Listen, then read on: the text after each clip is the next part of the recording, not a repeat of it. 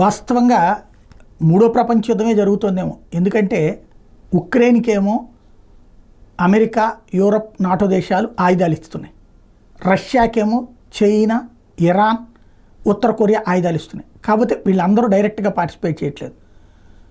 ప్రత్యక్షంగా అమెరికా, ఇతర దేశాలకు సంబంధించిన సైనికాధికారులు ఉక్రెయిన్ వాళ్ళకి శిక్షణ ఇస్తున్నారు, కానీ వాళ్ళు డైరెక్ట్గా యుద్ధం చేయట్లేదు.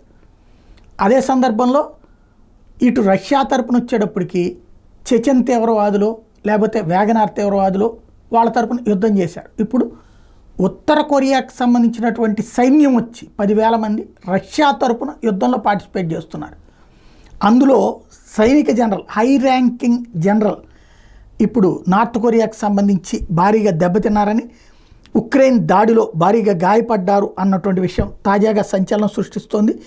దీని మీద ఇంకా అధికారిక ప్రకటన ఏమీ వెల్లడిగాలేదు.